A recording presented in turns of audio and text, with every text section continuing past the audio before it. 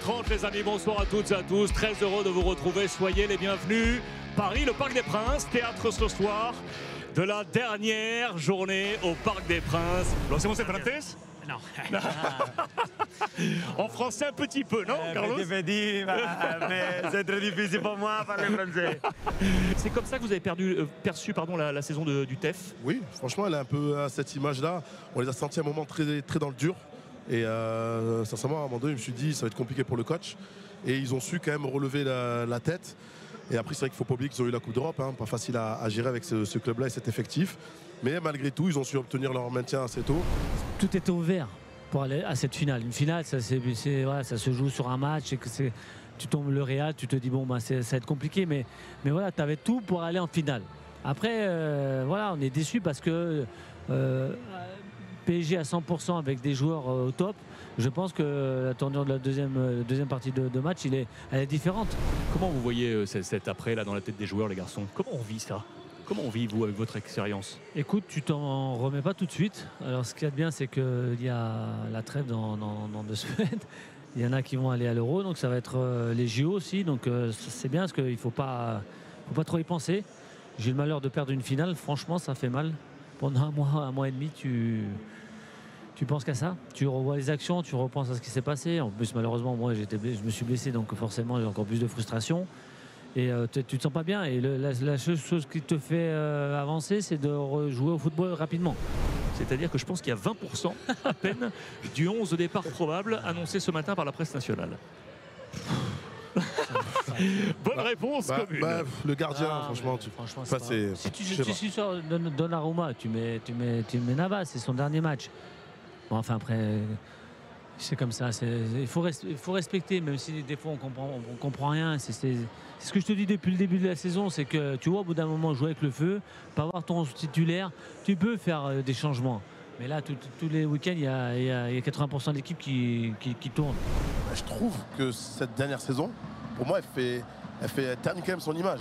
Elle ternit un petit peu son image parce qu'en termes de communication, on sent vraiment qu'entre lui et le PSG, on ne tirait pas dans le même sens. Alors le seul objectif commun qu'il y avait, c'était gagner cette Champions League. Ça n'a pas été fait. Mais je trouve que ça s'est trop tiré dans les pattes. Dès le départ. Et même avec Luis Enrique, alors les deux disent qu'il n'y a pas eu de soucis. Mais on sent quand même et connaissant un petit peu l'ego et même les réactions, que Kylian Mbappé, lui, il a été touché par le fait de sortir, d'avoir moins de temps de jeu depuis son annonce. Ça l'a touché. Il n'a pas voulu le montrer, mais c'est une saison qu'il a vécue difficilement. La sortie des 22 acteurs ce soir, orchestrée par Monsieur Florent Bata, arbitre de ce Paris Saint-Germain. Toulouse n'a plus rien à jouer dans ce tableau. Carles Novel, que vous avez entendu de nouveau, est à la préparation de cette nouvelle saison. Mais le spectacle est ailleurs ce soir. Le spectacle est sur la DER, ici au Parc des Princes, de Monsieur Kylian Mbappé.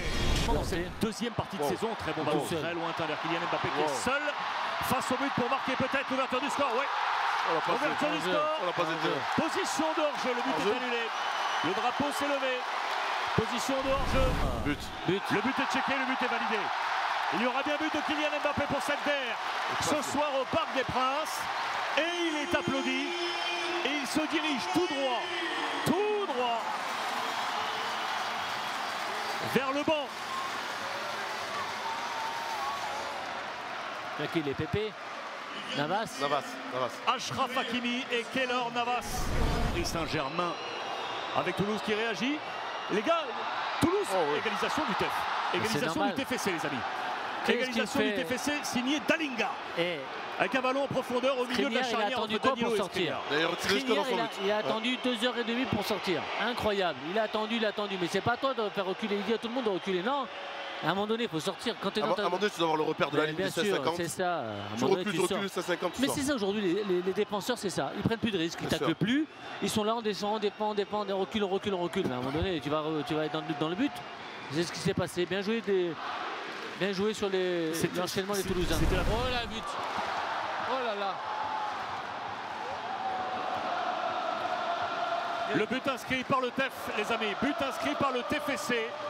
Alors qu'on était dans la clameur du Parc des Princes, et sans rien dire, les joueurs de Carles Novel se sont approchés pour... Tout seul, dans la surface de réparation à l'avantage des Toulousains. Wow, Troisième but pour Toulouse, les amis. Vous voyez Tout ce seul, qu'on ressentait.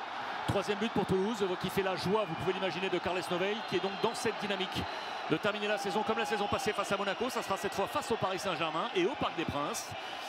Et ça, pour terminer la soirée sportive, bah, c'est pas terrible. Ouais. C'est terminé. Coup de sifflet de M. Matin, terminé. Et quelques sifflets, hein, c'est logiquement qui accompagne cette dernière sortie au Parc des Princes du Paris Saint-Germain, la DER de Kylian Mbappé, on vous le rappelle, qui va être maintenant célébré avec le 12e titre de champion de France pour le Paris Saint-Germain. Qu'est-ce qu'elle est belle celle-là. Qu'est-ce qu'elle est belle cette victoire, non? Ouais, bien sûr. Bien sûr. Aller gagner au Parc des Princes contre le champion, c'est très difficile.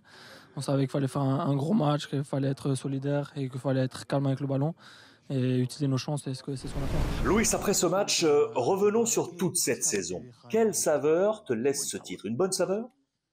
Une bonne saveur après ce match, non, franchement. Je vais devoir laisser passer quelques heures avant d'être en capacité d'analyse. Pour autant, je dirais que ce titre est important, car il vient cristalliser le travail de toute une saison. Et en ce sens, je pense que c'est une très bonne saison. Mais le match de ce soir, sans aucun doute, est le pire de toute la saison. Louis, si tu me le permets, regarde une petite chose pour ton anniversaire. Bon, c'est quoi, une bombe? Non, c'est juste un petit cadeau. Rien de... Ok, aujourd'hui tu as gagné. Il s'agit de mon idole, Enrique Castroquini. Qu'il repose en paix, c'est une authentique idole, comme joueur et en tant que personne pour moi. J'ai pu partager quelques moments avec lui et... Bon, nous sommes dans le pardon, hein? C'est clair. Bon, je pense que ce match a été parfait. On a été très bien, tout a été bien, tout le monde a compris ce que nous devions faire, bien appréhender le contexte de ce match, savoir comment bonifier cette opportunité. On a été prêt mentalement et dans ce cas, cette fois c'est passé. Je veux vraiment féliciter l'équipe, le staff, le club, les supporters.